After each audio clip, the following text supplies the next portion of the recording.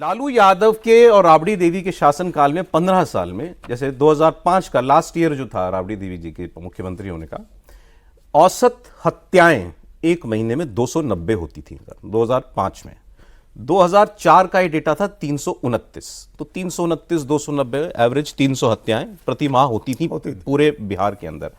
आप शायद चौंकेंगे, मैं आपको अगर नीतीश कुमार के राज में पिछले साल जून 2024 तक का डेटा और इस साल जून 2025 तक का औसत हत्याओं का डेटा मैं आपको दे रहा हूं। पिछले साल था 232, इस साल हो गया 235। तो नीतीश जी के राज में हर महीने 235 हत्याएं हो रही हैं। राबड़ी लालू यादव के शासनकाल में 300 हत्याएं होती थी। लेकिन ठीक बात है, ऐसा नहीं है कि कोई जमीन आसमान का अंतर आज नहीं दिखाई देता।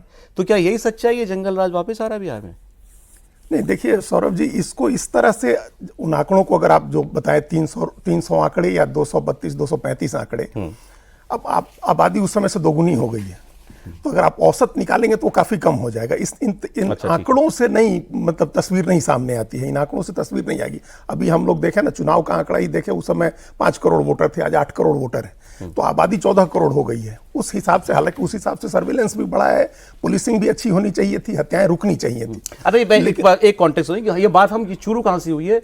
एक मशहूर उद्योगपति गोपाल खेमका, उनकी जिस तरह दिन दिहाड़े उनके घर के बाहर हत्या की गई, और इन पिछले 24 घंटों में 4 बड़ी वारदातें, नालंदा में डबल मर्डर, पटना में एक स्कूल चलाने वाले की हत्या, पूर्वी चंपारण में तलवार से एक व्यक्ति की हत्या, मुजफ्फरपुर में एक जेई का मर्डर। हाँ, तो ये तमाम घटनाएं, अभी एक घटना होती है, उसके बाद लगातार उस तरह की घटनाएं होती है, तो उनको फोकस बन जाता है। चुनाव नजदीक है तो फोकस बन गया है, आप ये कह सकते हैं। देखिए, सिवान में हत्याएं हुई, एक नरसंहार की तरह हुआ, 3 लोग मारे गए इस गोपाल खेमका के ठीक पहले, एक दिन पहले। अच्छा। फिर गोपाल खेमका की हत्या हुई, फिर अभी डबल मर्डर जो दीपनगर का कांड आपने बताया नालंदा में हुआ, एक खगौल में स्कूल के सामने जो हत्या हुई, ये हत्याएं अभी ये 4-5 दिन की सारी घटनाएं हैं ये।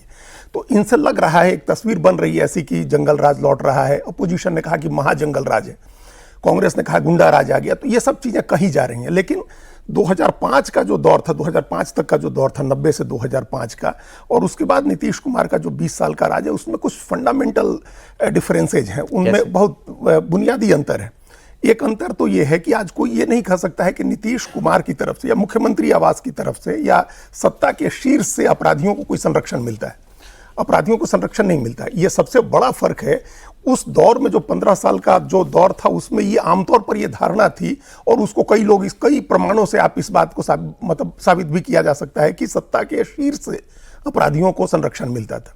नरसंहार होते थे, अपहरण होता था, उस अपहरण की पंचायत होती थी। आप समझिए कि मुख्यमंत्री या उनके करीबी सहयोगी सलाहकारों के यहाँ उसकी फिरौती की रकम मंगवा किए गए, को छुड़ाने की फिरौती, मुख्यमंत्री के इर्द गिर्द लोगों के, उनके इर्द गिर्द के लोगों के साथ। अच्छा। और उनके घर में शादियां हैं तो गाड़ियां उठा ली गई, शोरूम से फर्नीचर उठा लिए गए, होटल में कोई कहीं चले गया, कोई उसका बिल का भुगतान नहीं किया गया, और ऐसी अनेक घटनाएं हैं। मतलब सिहरन पैदा करने वाली, जो आपने कहा कि कई लोग अभी भी सिहर उठते हैं, तो उस तरह की घटनाएं हुई। Criminals were partners in politics. हाँ, पार्टनर इन पॉलिटिक्स, और वो प्रोटेक्टेड थे ऊपर से।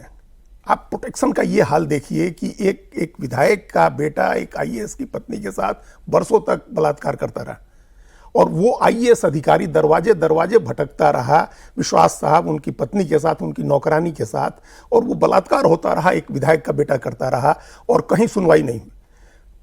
फाइनली गवर्नर हाउस में मामला पहुंचा, और कई वर्षों के बाद ये जाकर के मामला थमा। आप कल्पना कर सकते हैं किसी सभ्य समाज में ऐसा होता होगा?